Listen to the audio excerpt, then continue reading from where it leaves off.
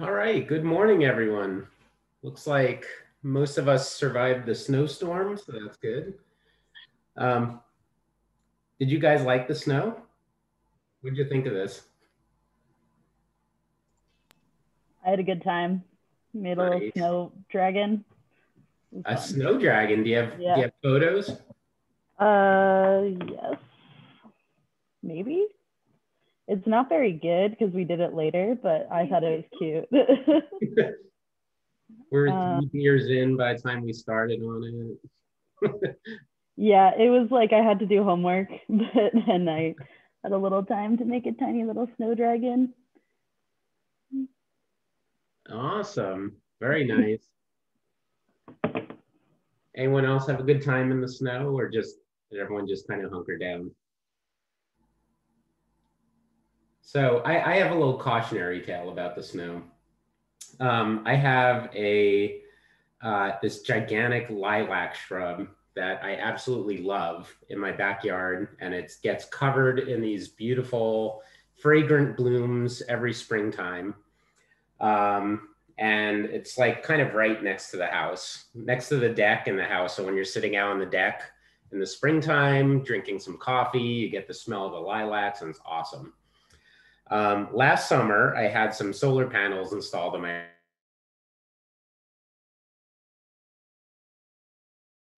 Scott, you're muted. Well, that whole story was pointless. How did you guys hear any of that? You stopped at solar panels. Oh, good. Okay, that's so weird that it just muted all of a sudden. Anyway, so I had solar panels installed on my roof last summer, and it turns out that snow doesn't stick all that well to solar panels, but it sticks just enough that it'll build up for a while until it gets too heavy, and then it all comes sliding off in one gigantic avalanche. And with the amount of snow that we had in this storm, it piled up to the extent that that giant avalanche came down and completely crushed my favorite lilac shrub. So that lilac shrub that was taller than me is now flat to the ground. And I'm terrified to see what it's going to look like when the snow melts, but I think it's a goner. So just a little cautionary tale about solar panels and snow. So fortunately, the dogs didn't get crushed by it because the dogs were going in and out on the back deck, and they easily could have been buried under a couple 100 pounds of snow.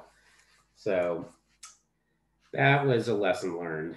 Anyway, moving on. We're going to finish up. There's just a couple more slides left in the lecture on patches, and then we are going to be moving on to the next topic. So let me share my screen here.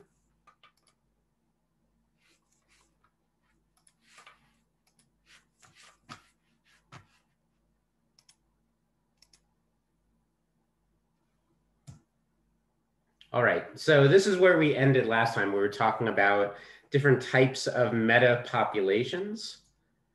And so really quick, who can remind us what a meta population is?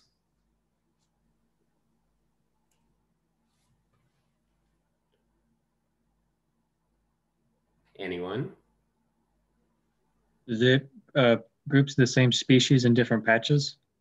Exactly. So it's basically it's multiple populations of the same species that are spread out over the same area in multiple habitat patches. That's correct.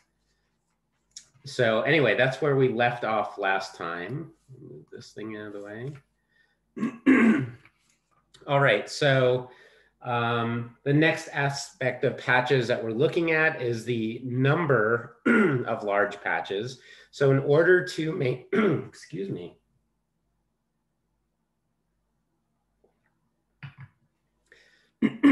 So in order to maintain species richness, you can either have two large patches with a higher percentage of diversity or smaller patches with a lower percentage of diversity. And again, it has to do with sort of the overall composition of that habitat and the proximity of those patches to ensure that species can move from patch to patch.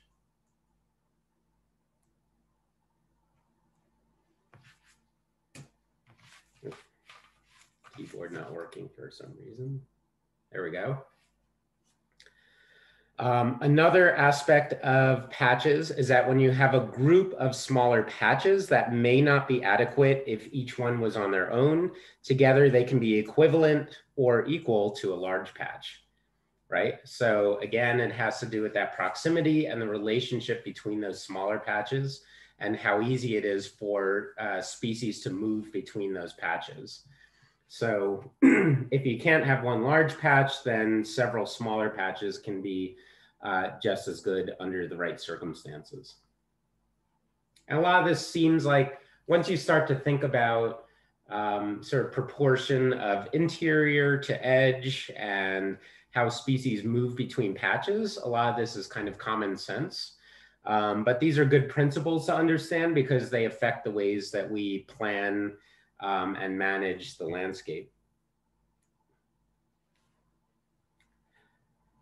Extinction is another aspect of patches, whereas the probability of a species that goes locally extinct is going to be greater in an isolated patch than it will be in patches that are nearer to the quote unquote mainland, which in this case is kind of the large patch that is the primary source for species movement, right? So a more distant or isolated patch obviously is not going to have as much transfer of genetic material or individuals between itself and the mainland or itself and other patches.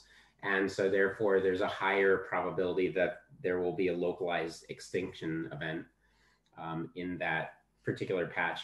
And another point of this, by the way, is that isolation doesn't just have to be in terms of distance, but isolation can also be determined by the characteristics of the matrix that those patches are embedded in. So if you have a sort of a greater level of resistance to species movement in that area of the matrix, then that can also be a way of isolating a patch. Right. So if you imagine, for example, if there was an 8-lane highway that came through here and then wound up around here, that this little patch here would end up being an isolated patch, not because it's so far from the mainland patch, but because you have a very high level of resistance in terms of species being able to move across that 8-lane highway.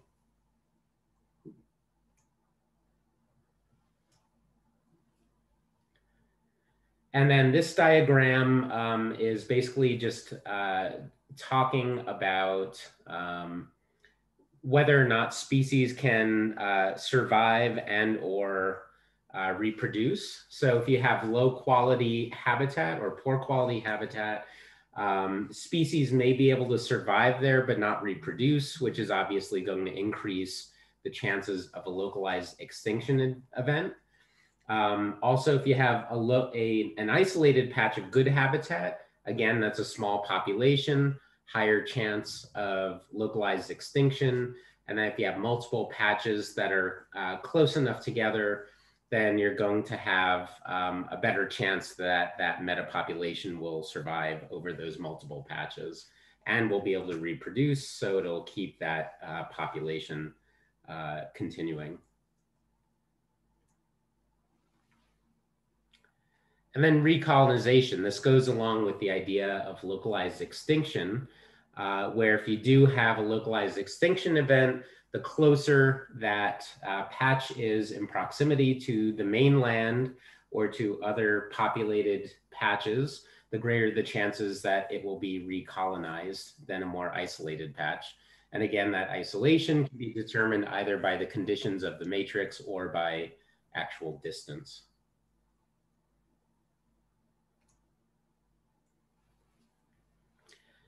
All right, so the last thing we're going to look at here are patches in relationship to conservation planning, because this is something that comes up when we're talking about land planning and land management, is how best do we manage existing patches or create new patches if we're trying to make for the optimal conservation scenario. Right, so this is a diagram that's showing two sort of mainland patches and then places that you might want to conserve in between. So, or actually in this case, what's showing is that you have a sort of mainland patch over here on the left. You can see that there's an area patch here that's connected by some corridors to the mainland patch. You have another larger patch over here and then some smaller patches. And so this is looking at what are some of the characteristics that you might want to use to determine which patches are the best ones to conserve in order to create the most optimal solution for the species. So one characteristic to think about is what is the contribution of that particular patch to the overall system, right? So you want to be selecting patches that are contributing best to the ability of species to move from patch to patch, right? So if we consider this to be a patch, and this is a patch, and all these other patches, obviously this larger patch you would want to conserve because it's a larger area and that's going to provide more interior habitat. And then of the smaller patches in between, obviously this one that's well connected to the mainland patch is a good candidate because of its proximity to both of the larger patches. This one as well, because it's going to provide some ability for species to move from these corridors to a smaller patch into a corridor. So it provides a better network than some of the other patches, right? This one is more isolated. These ones over here are more isolated. You might think in continuity, all of these together would provide for a good corridor, but they kind of don't lead anywhere, right? So like once a species gets out here, it's further from the other patches than if we were just to conserve this patch. And the reason that we're talking about making these decisions or these trade-offs is because in a lot of cases, there's a development proposal and you have to decide like what's the most valuable areas that we want to conserve. And so you need to begin thinking about things like connectivity, amount of interior habitat that's preserved, the relationship or ratio of interior to edge habitat and so forth. So that's one consideration is what's the contribution of that patch to the overall network?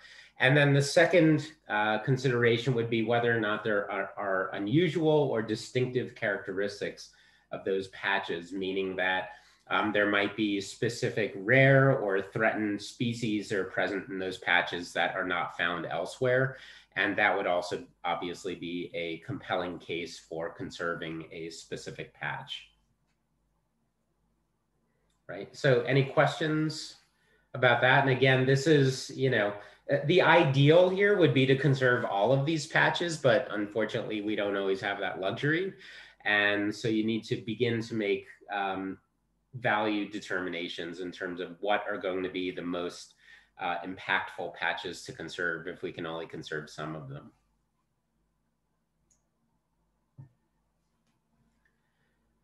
Right, and then when we're talking about a reserve or a conservation area, there are a couple of characteristics that we can consider. So the first one might be the size of the reserve, right? So we have two columns here, better on the left and worse on the right. So the first one is just making the point that larger reserves are better than smaller ones. Why is that?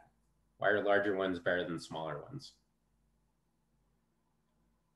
It can support more species. It can support more species, and specifically it has a greater proportion of interior habitat, which supports those species that are reliant on that habitat type. The next characteristic is the number of reserves. So one large reserve is better than a few small ones if we're talking about the same total area. So Cam, why would that be the case? Why is one large reserve better than several small ones? I guess it just like provides like more, I guess, total area, and they don't have to move between like the different patches, which could like, I guess, be a danger for like a small animal getting in the open, I guess. Yep. So it's partly the movement, and it's also, again, coming back to that proportion of edge habitat to interior habitat. So one large area is going to have a greater proportion of interior habitat than several smaller patches. Then the proximity of the reserves, we were just talking about this. So having several conservation areas close together is going to be better than having several of them further apart, again, because it that helps to ensure that species can move easily from patch to patch. Connectivity of conservation areas, the more connected they are, the better that will be than unconnected reserves, because again, it's easier for the species to move from patch to patch. The shape of the reserve, right? So compact shapes or more rounder shapes are going to be best for conservation as compared to like a squashed or elongated shape, right? Because it minimizes that boundary length. Why is that important? It's a principle that we keep coming back to. Why is that rounder shape better than a sort of squashed or elongated shape? For the interior species. Exactly. So when you have a rounder shape, you're going to have a greater proportion of interior habitat. And so therefore you're going to have a greater total area for those interior species. And then finally is buffer zones. So a conservation area or a reserve that's surrounded by a buffer zone is preferable to one without. So when they talk about a buffer zone, that basically means an area that's maybe not the same quality as the interior habitat, but it's a protected area around that, around the edge of that conservation area, right? And so that almost serves as an edge habitat to the edge habitat, right? And so that's going to help. Well, what is it going to help to do before I tell you what it's going to do? What would a protected area around the conservation area, what does that help to ensure? Well, it helps both the interior and the edge species just kind of have their own little areas. Exactly. And it actually helps to protect the edge area from the influences of the exterior impacts from development, for example, or let's say that there's a windstorm or other types of disturbance events.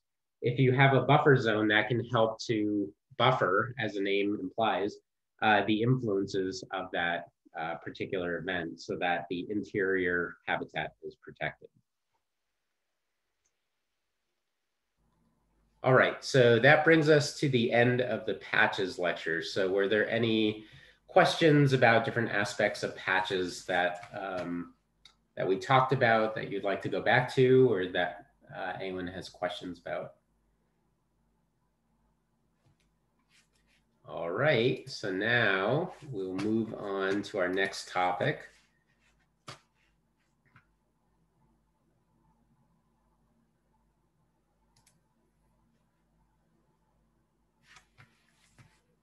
All right, let me just adjust this.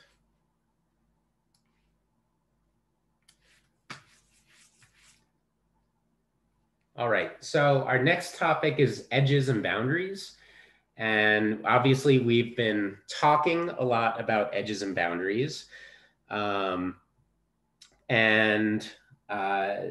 know, obviously this has a big impact on the performance of individual patches, but also the relationships between patches and the specific species that happen to live in those edge and boundary conditions. So we're going to begin with terminology. And so edges and boundaries are used interchangeably a lot. And in general, they describe the area where two different ecosystems bump up against each other, as we've discussed previously. So this can either be two different patch types, or it can be the place where the patch gives way to the matrix.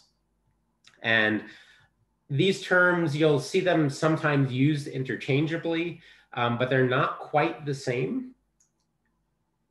So first we'll start with an edge. And again, an edge is an area of transition from one ecosystem to another. It tends to be more or less gradual in terms of the mixing of the various plant and animal species from either of the ecosystems on either side of that edge. Edges tend to encourage animal movement across landscapes since they're not so quote unquote scary, if you want to think about it in that way, in terms of an animal to be able to wander from one patch to another. If you have a more gradual transition, it's not like just leaving, it's like leaving your room and walking into outer space, as opposed to leaving your room and having an outdoor space that has some furniture in it, right? It feels like it's a little bit more of a gradual transition. And so species are a little bit more likely to venture out when you have a more gradual transition between those environments. A boundary, on the other hand, is generally considered to be a more abrupt change. So technically, it's the line where the two landscape edges meet. And that can sometimes be hard to define in natural systems because you don't always have like a distinct, line of demarcation where one patch ends and another one begins. But generally, it's used to describe a sudden or dramatic shift in habitat type. So this is an example where we see a pasture that's adjacent to a coniferous forest.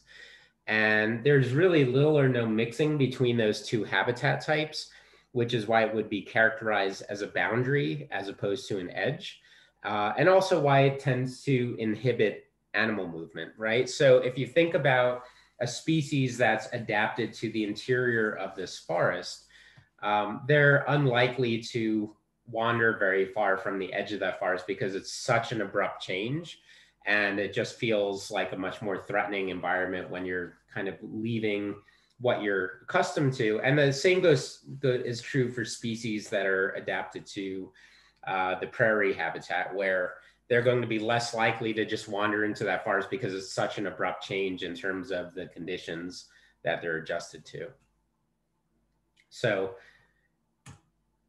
just to recap, this kind of a condition is likely to encourage species movement across the landscape, and this is likely to inhibit species movement across the landscape.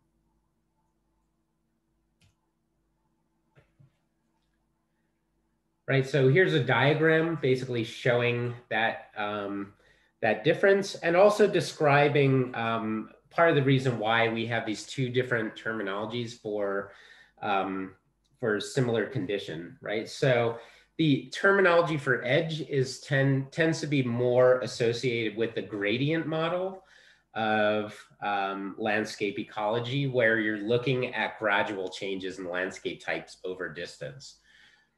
So the edge is characterized by gradual differences in concentration of existing components, which makes a landscape that is heterogeneous but not distinctly patchy. Whereas a boundary, which is more associated with the patch corridor mosaic model, is characterized by distinct patches and or corridors with abrupt discontinuities in terms of environment type. Make sense? Excellent. Okay, so that brings us to some new terminology now. So to help confuse things a little bit more, we're also going to introduce the idea of an ecotone. And an ecotone is a region of transition between two adjacent ecological communities, or the edge of a patch where the interior habitat transitions to the habitat of the matrix or an adjacent patch. And since an ecotone is a mix of characteristics between the two ecosystems that are blending together, it has characteristics all its own. And as such, it's generally considered to be a distinct ecosystem all its own. So the ecotone, or that edge condition where you're blending from one environment to another, that whole transition zone is considered to be an entirely separate ecosystem. Right? And that separate ecosystem is going to have its own species and its own conditions.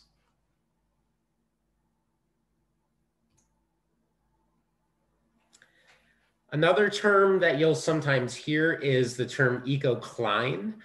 And an ecocline refers to a gradual continuous change in species composition or physiochemical characteristics like temperature and soil type and slope and things of that nature between two ecosystems or communities of organisms across an environmental gradient. Right? So that basically, if you cut a section through that ecotone, then that gradual transition from one environment to another is referred to as an ecocline.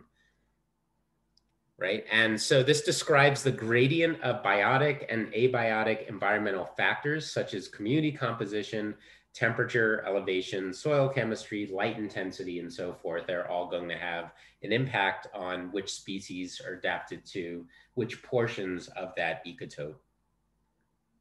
Or sorry, that ecotone. An ecocline can also correspond with an ecotone, or it can be a portion of an ecotone, or it can extend beyond an ecotone. So it's simply a line along which you're measuring a gradual environmental change. That's all that ecocline means. And then one final term, which is ecotope. And an ecotope can be defined as the smallest ecologically distinct landscape features in a landscape mapping and classification system representing relatively homogeneous, spatially explicit landscape functional units that are useful for stratifying landscapes into ecologically distinct features for the measurement and mapping of landscape structure, function, and change. That's kind of a mouthful. Who can break that down for us into something that's a little bit simpler to understand? Wants to take a stab at it. What are we trying to say here? What exactly is an ecotope?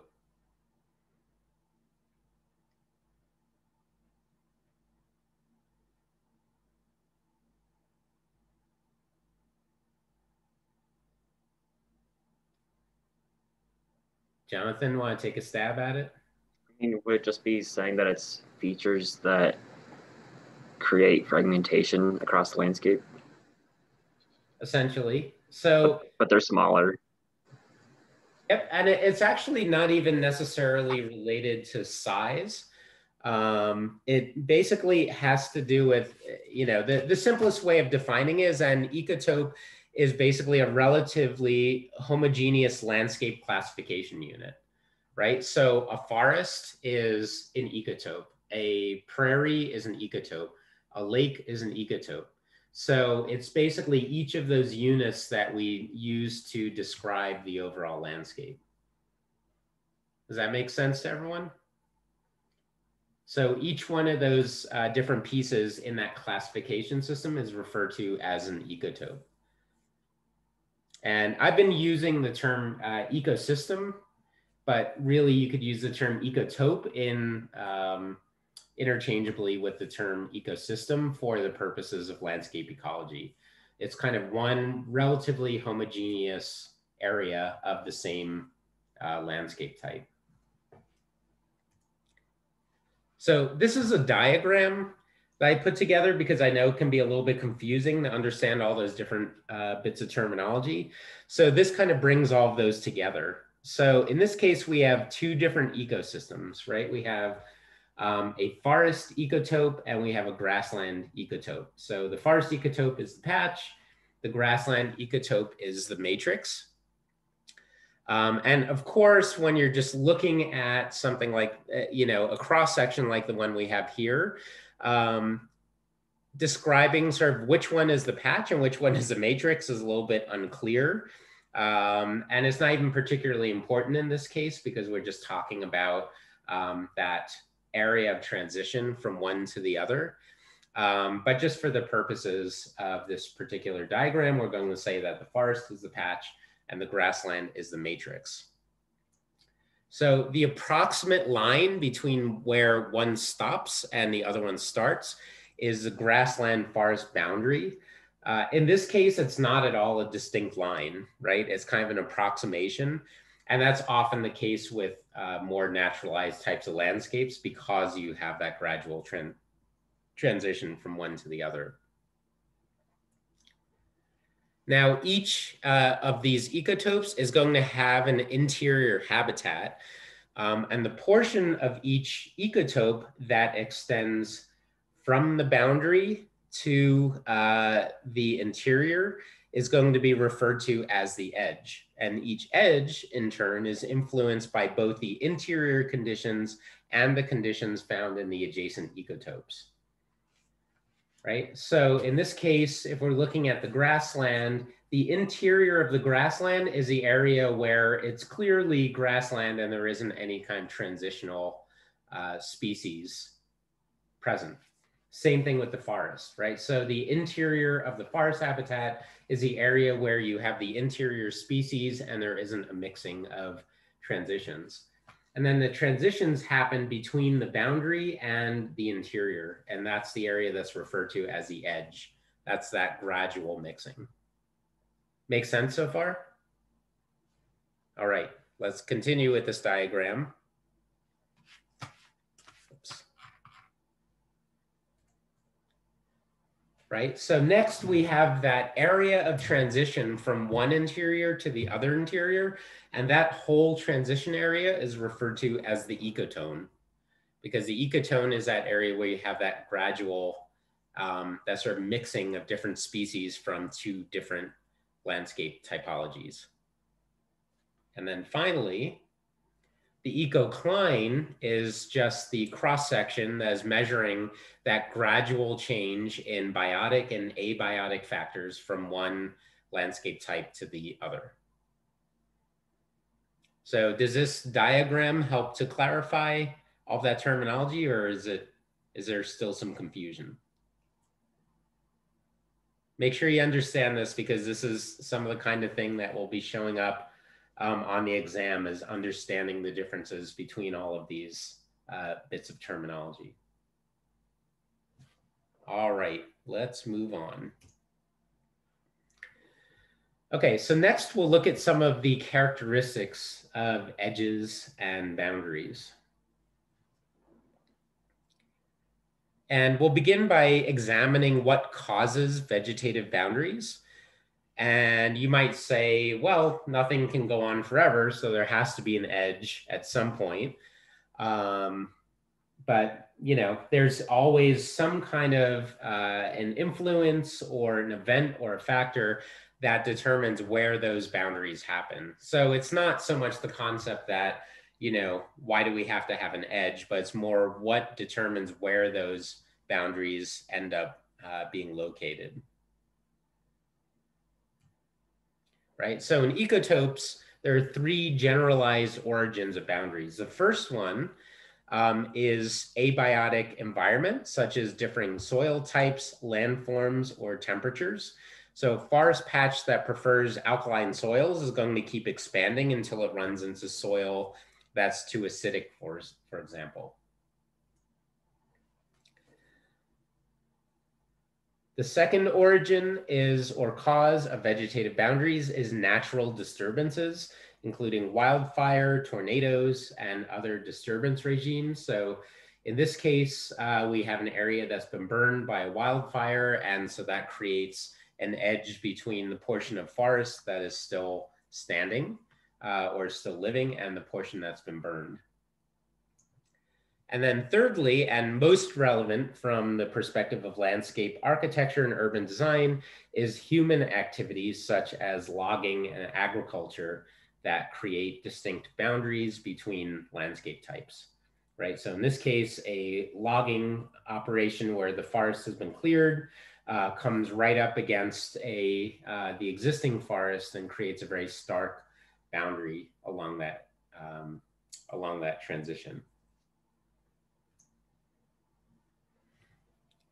So here's a couple of other examples of natural landscapes where the edges are dictated by environmental conditions like soil depth and soil moisture, right? So if you look at these carefully, you'll note that there's an irregular and patchy composition of these types of landscapes where the conditions are so highly localized that a patch can sometimes consist only of a handful of trees, right? So in this case, you know, we have patches that are created by, it might be just the depth of the soil, right? So as the slope increases, you're going to have thinner soil on the sides of those mountainous areas, and it's going to be less habitable to the conifers that are growing there, for example. And so that'll create an edge to that coniferous patch.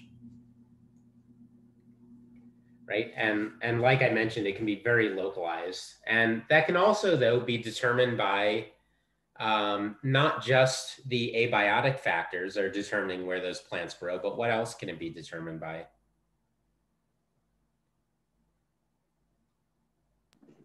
Like disease, like the pine beetle, pine bark beetle? Yep. So disease, biotic factors like disease can be another factor that's going to determine the edges of those vegetative patches. What else?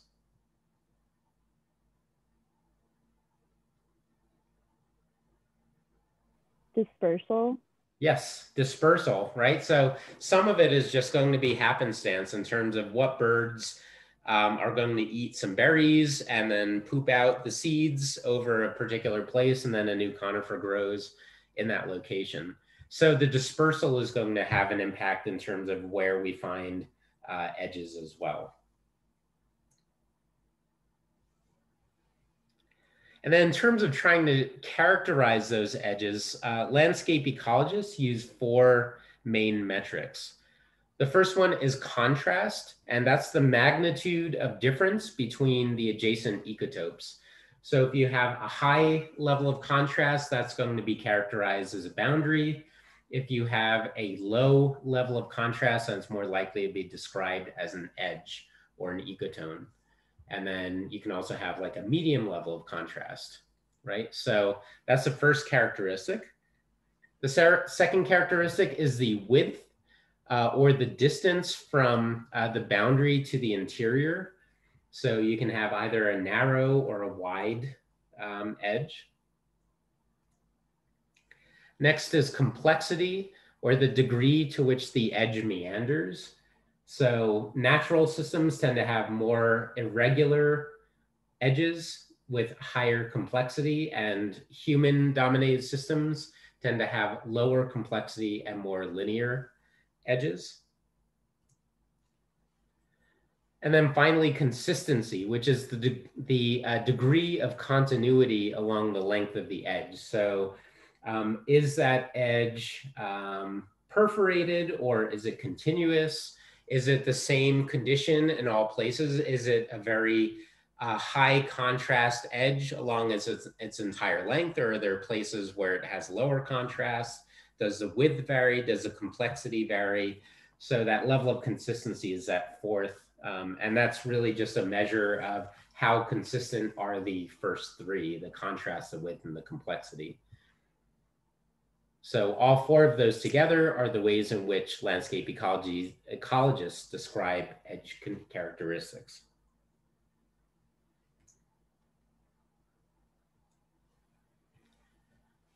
Right, so if we look a little more closely at contrast, it's, as we mentioned, it's a measure of the similarity or difference between adjacent ecotopes as observed in the composition of that edge. So for example, the contrast between a forest and adjacent prairie grassland would be characterized as very high, whereas the contrast between a natural prairie grassland and a planted coastal Bermuda pasture land would be much lower due to the relative structural similarity of the 2 habitats, right? So in this case, in the lower cross-section, we have a lower contrast because of the relative similarity between the 2 types of landscapes, whereas in the upper example, it's a high contrast because the 2 landscape types are very different from one another. There's another example of low contrast and high contrast forest edge, right? So again, low contrast, you tend to find that in more naturalized conditions where you don't have such a clearly defined edge. And in the high contrast example here, you have the forest coming down, running right up against agriculture, creating a much more high contrast edge condition.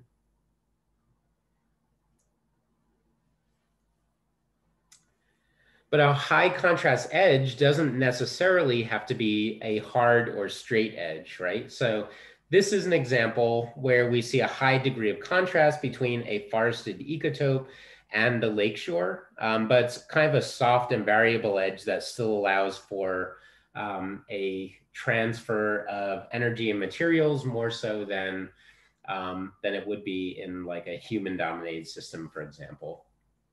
Right, so this is still a pretty high contrast edge because you have these wetland plants giving way to the forest and a pretty stark edge, but it's not necessarily a straight boundary, right? In this case, it's a much more meandering boundary.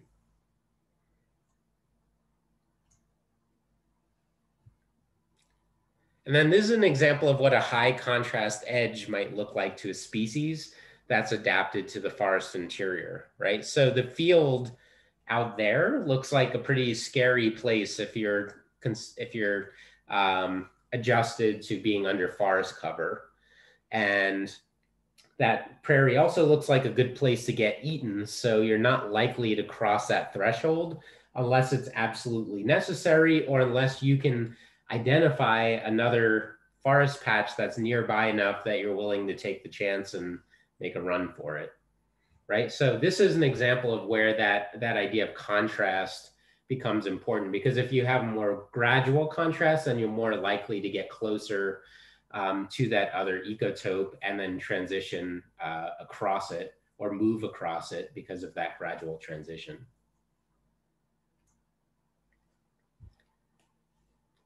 And then the next measure that we'll look at a little bit more closely is that edge width. And you might ask, how far beyond the boundary of the forest patch would you have to walk before you reach the interior? And one simple example might be a study of habitat quality for a bird, which we will call faux finch. So this is our species, the faux finch. And in this case, the most important variable in faux finch habitat is the percentage of tree canopy. So we will say that faux finches are only going to build nests in areas that have at least 85% tree canopy. So they're pretty picky about where they want to build their nests. And where they build their nests, obviously, is where they're going to reproduce. And so we'll consider that to be the ideal habitat, right? So this is similar to that exercise that we did with the chipmunks.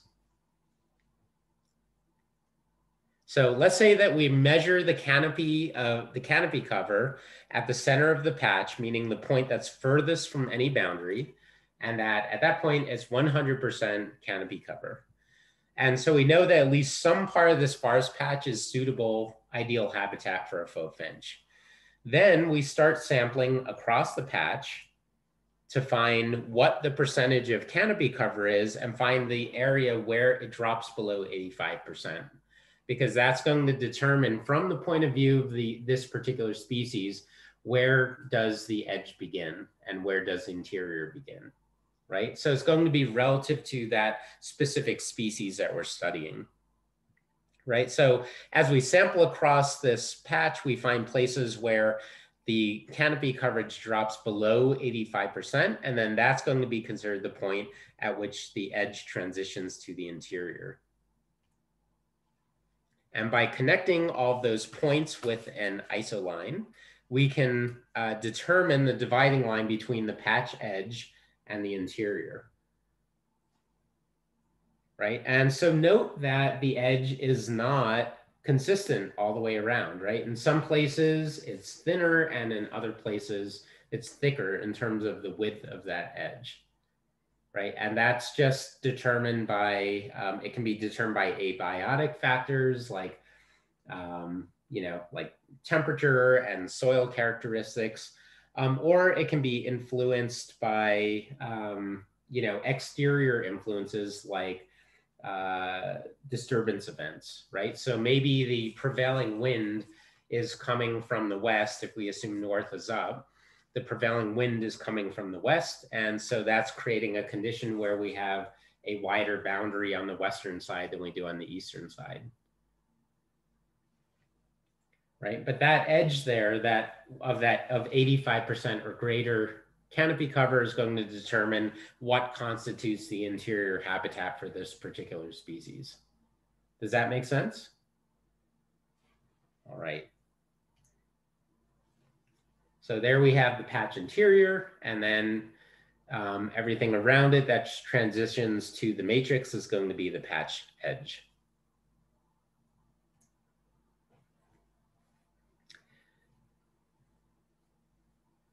So since they're so compact, an abrupt or narrow edge, like the one in this example, would be expected to have a greater density or concentration of edge species present.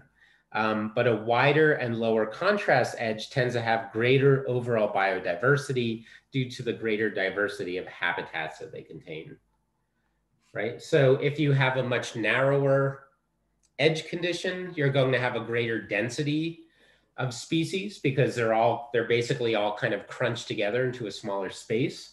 But if you have a wider edge, you're going to have greater overall biodiversity because of the differences in sort of localized climatic and environmental conditions that allow for a greater diversity of species.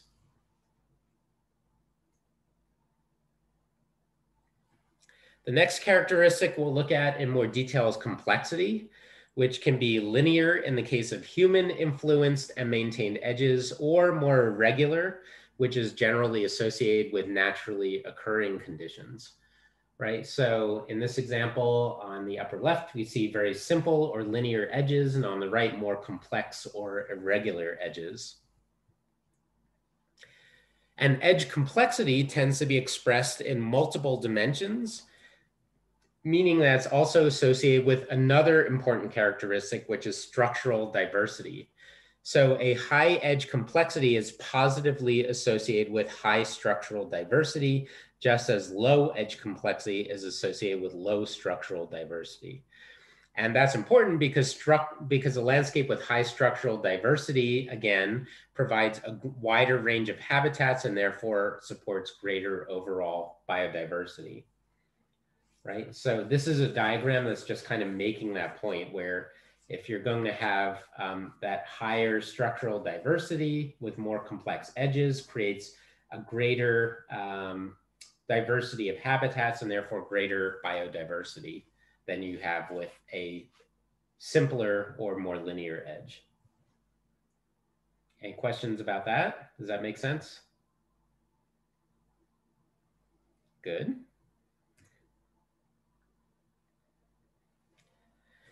So in general, natural disturbances and human activity result in sharper and less complex boundaries than natural variations in the physical environment.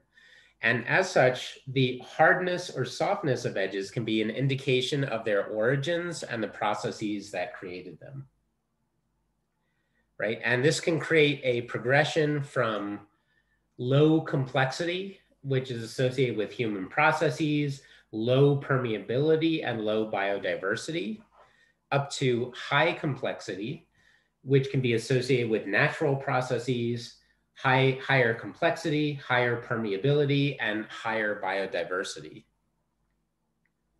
Patterns of movement can also be observed in complex edges because none of them are static. In most cases, they advance or retreat over time as the abiotic factors change. Less complex edges that result from human intervention, on the other hand, are often maintained in that form and therefore exhibit less variability over time. And again, that's specifically in the case of human intervention. When you have a simpler boundary that's created by a disturbance event, then that will over time transition to a higher complexity edge as species begin to recolonize that area.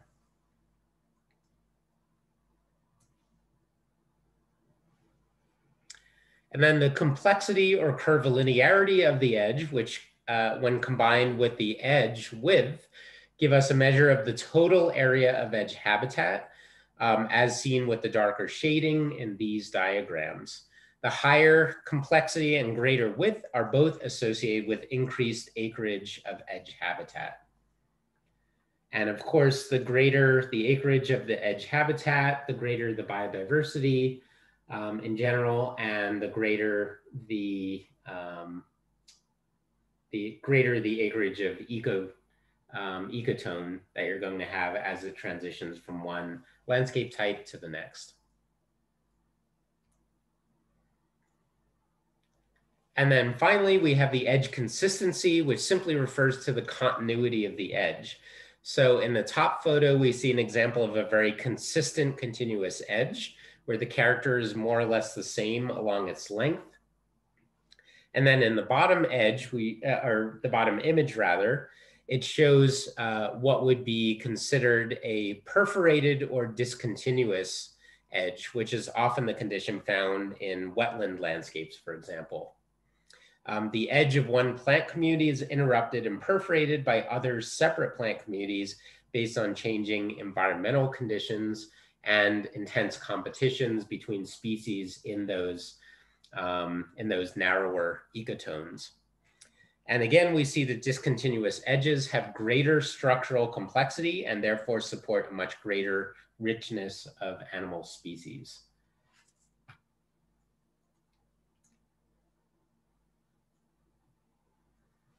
And so that brings us to the concept of edge effects.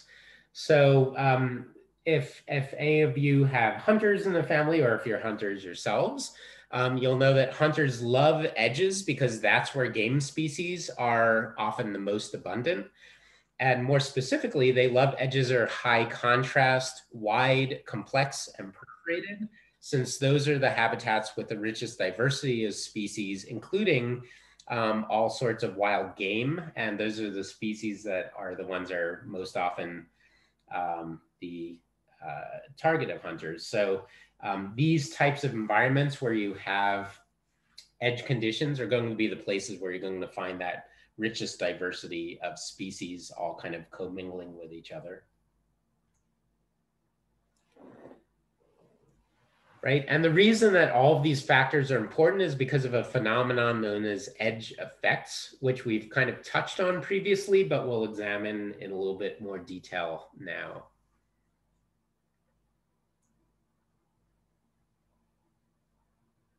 And sorry, I've lost my clock for some reason. It's probably covered by my Zoom toolbar here. I just want to make sure we're staying. There it is. Okay. All right, so when we talk about an edge effect, that refers to the changes in the resources and conditions at the perimeter of an ecotope that result from the adjacency of other landscape types. So basically that means that the edges of ecotopes create an environment and habitat that's different from either the ecotope of which it's a part or the ecotope that is exerting influence over it. And in fact, it's different enough from the adjacent ecotopes that the ecotone that's made up of those edge areas is considered to be its own separate ecosystem, as we mentioned a little bit earlier. And as a result of this novel environment, we find that there are edge species, both plants and animals, that are adapted to the edge habitat and that occur in the ecotones separating adjacent landscape elements, but are not found in the interiors. Right? So edges are their own type of ecosystem, they're their own type of environment, and they're going to have different species than you're going to find in the interior of either of the adjacent patches or the patch in the matrix.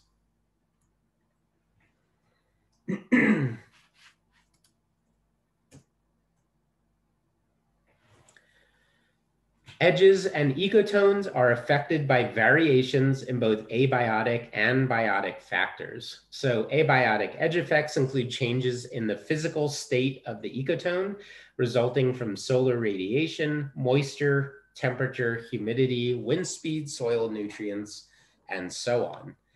Biotic edge effects refer to changes in the ecotone associated with living organisms and include variables such as species abundance, diversity, competition, predation, parasitism, herbivory, mutualism, and other effects.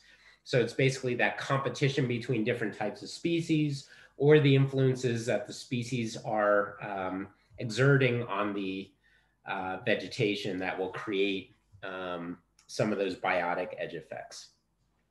So the images above are from the Cedar Creek Ecosystem Science Reserve at the University of Minnesota, where among other things, they study edge effects of different plant community adjacencies and the impacts created by habitat fragmentation when new edges are suddenly created, right? So in the example on the left, they're looking at different compositions of grassland plant communities and the impacts on the species that live within those communities when you suddenly create an edge, such as the examples of the mowed edges that separate those patches, creating this very distinct boundary condition. And on the right, they're looking at examples of adjacent patches that don't necessarily have as high a contrast edge with the next patch. So just looking at different conditions and the impacts that those have on population richness, on species richness and overall populations of different species within those individual patches.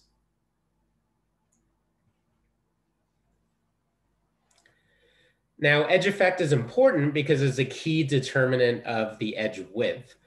So the criteria that establish where the interior ends and where the edge begins is typically determined based upon a metric called the distance of edge influence, or DEI for short.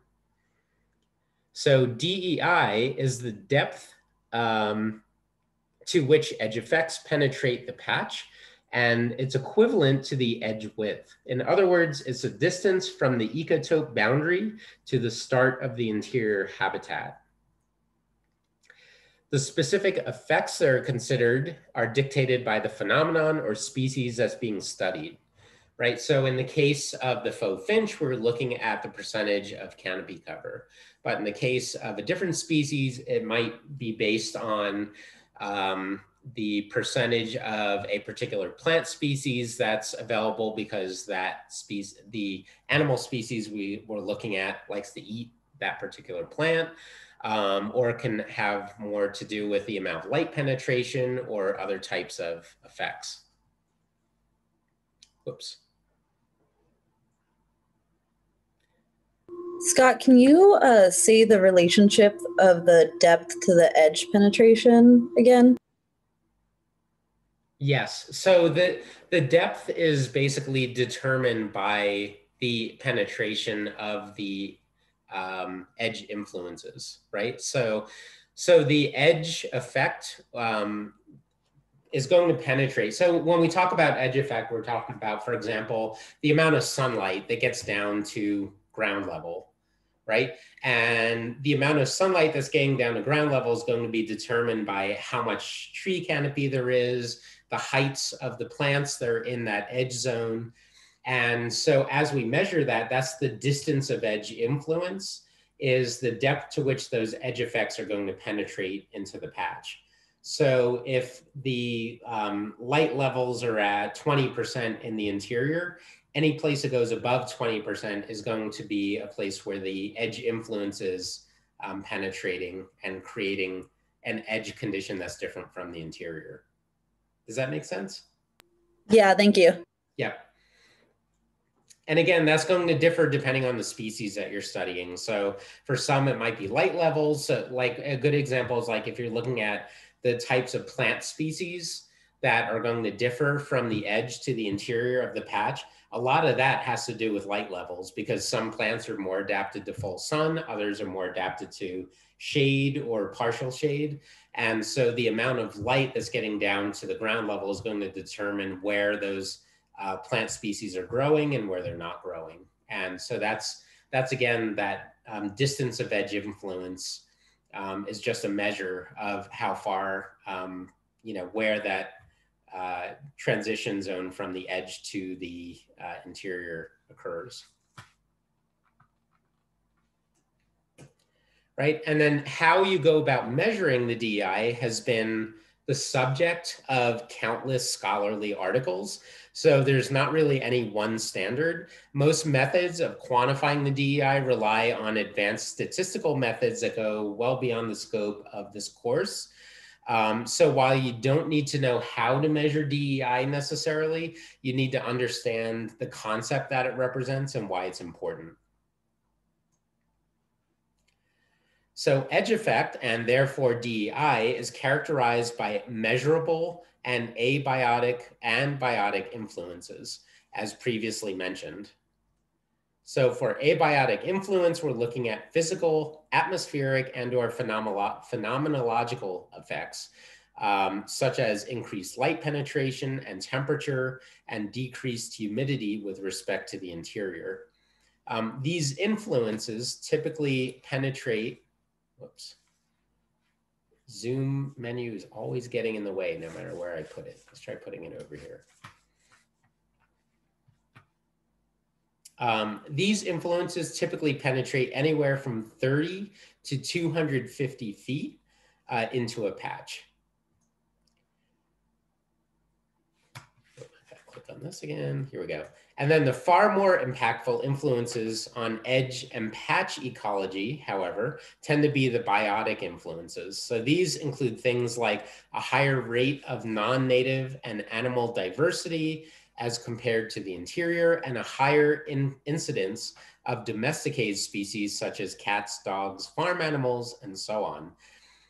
These two factors combine to produce a lower diversity of native plant and animal species within the patch, right? So if you have an area like a suburban area that comes up against a forest, and you have dogs are wandering into the forest, for example, that's going to reduce the amount of native biodiversity in that edge habitat, because that domesticated species of the dogs tend to chase away the species that otherwise live in that edge habitat. And so it's going to reduce the biodiversity, and that's a very strong biotic impact on that edge condition. Since animals are more mobile, obviously, than abiotic factors, these influences can extend far deeper into the patch and typically range from 250 up to 750 feet of penetration. And if you think about that for a moment, that's what that means is that depending on the specific biotic influence being considered, you could potentially have a patch that's 1,500 feet wide that has no interior because the entire patch is subject to edge effects. Does that make sense? So when you have those biotic influences, those mobile animals that are moving around in that edge habitat, they're going to extend, they're going to penetrate much deeper, and therefore you're going to have edge influence that's going to be much deeper, and you have much less interior habitat. It's also worth noting that the DEI can be impacted by exterior environmental conditions, such as prevailing wind direction, as shown in this diagram.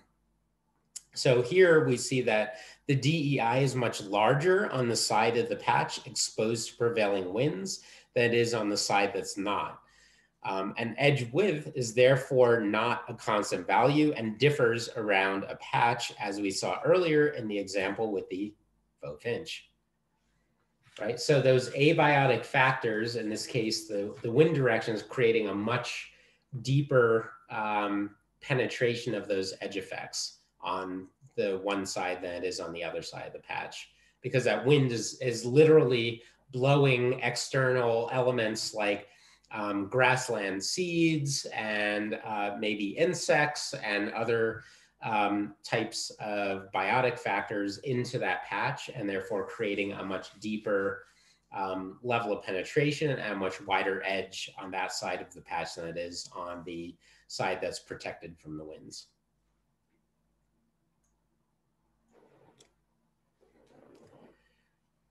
Edge effects also influence the levels of habitat disturbance and stability in the different parts of the patch. Now, since edges are subject to edge effects, they experience elevated levels of structural disturbance and functional alteration. So these areas are relatively unstable and unsuitable habitats that are frequently in flux. Species populations in edge habitats are highly variable and unstable because of those edge effects. They're frequently changing as the conditions improve or deteriorate based on the level and type of influences that that edge is experiencing. The core habitat, on the other hand, is protected from these edge effects and therefore experiences less frequent and less intense disturbance events. As a result, those are more stable environments. Those are more stable environments with more sustainable habitats. Population fluctuation in the core habitat is much smaller than at the edge. So the patch interior is in essence protected from those edge effects by the edge itself. So the edge is sort of receiving all of those impacts. As a result, you have a much more variable environment with much more fluctuation in population levels of the species that live there. The patch interior is the protected area where you have a much more stable population. And that's really one of the big reasons why most conservation and restoration efforts are aimed at maximizing the core habitat whenever possible, because then you have the greatest area that's protected from those edge effects. Does that make sense? Good? All right.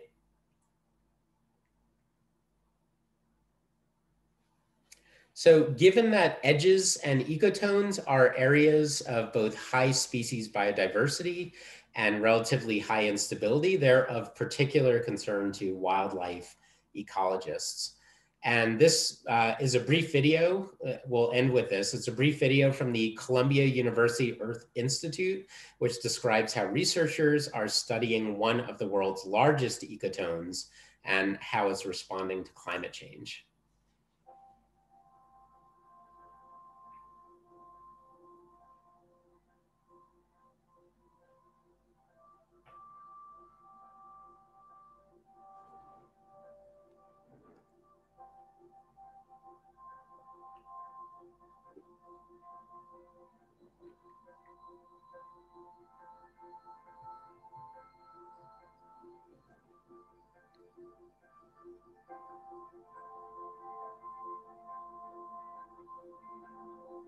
Hey Scott, is there supposed to be sound for the video? There will be in a second. Okay. You hear the music, right? Yeah. Okay, yeah. We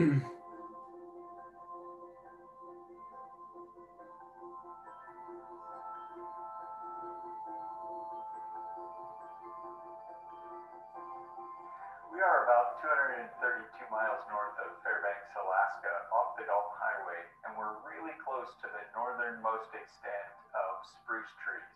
So we're right where the boreal forest transitions into the Arctic tundra. It's absolutely beautiful. We're surrounded by beautiful mountains and all kinds of really wonderful plants with adaptations to the harsh environment. It's a really fascinating place where the growing season is compressed into just a few months. Tree line is a very diffuse and porous line or transition really between one ecosystem and another. So we're looking for where the trees are no longer able to grow, and you never find it as a straight line.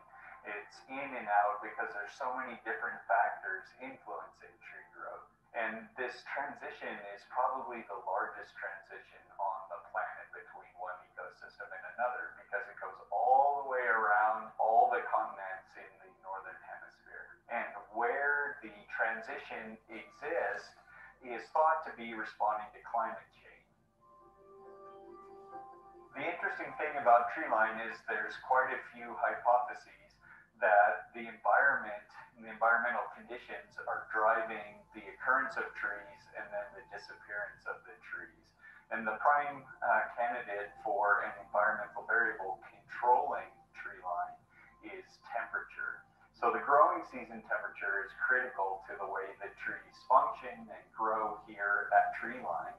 And it's thought that once the temperatures get too cold, the growth form of a tree is no longer competitive and loses out to the tundra plants, which are more adapted to cold temperatures. We know that in northern latitudes, climate change is very strong. It's much more rapid as you go towards the poles than it is near the equator. So it's often said that warming here is about 6 times the rate it is at the equator. So we have very rapid rate of climate change, which should cause very large changes in ecosystem function and perhaps a change in where we'll find trees and where we won't. If temperatures start warming and northern latitudes become warmer than they were previously, then trees might be able to advance and the tree line might in fact move forward. If tree line does move forward, that has a whole suite of consequences for the ecosystem because of all the animals that live here, the different plants that are associated with a forest versus a tundra. So a whole suite of biological and physical changes would go along with a change in tree line. So it's really important to know if it's moving, why it's moving, and where it's moving.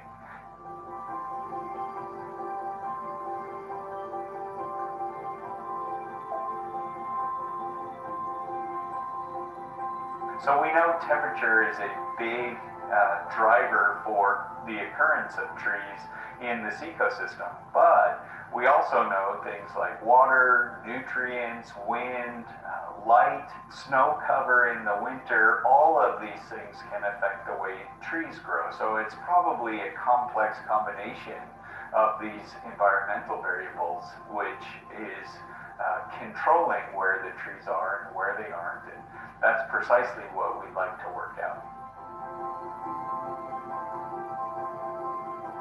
In 50 years, we would predict that the transition between trees and the tundra ahead of us will be further to the north, that there'll be more trees here.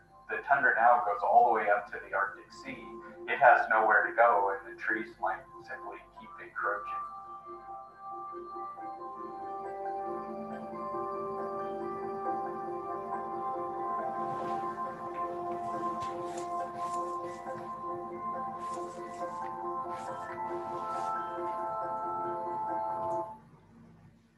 All right, so that was just an overview of the world's largest ecotone, that transition area from the boreal forest up to the tundra in the northern hemisphere around the North Pole, and kind of gives you an idea of how that is responding to climate change and some of the things that they're studying with regards to that. So we will cut it off there.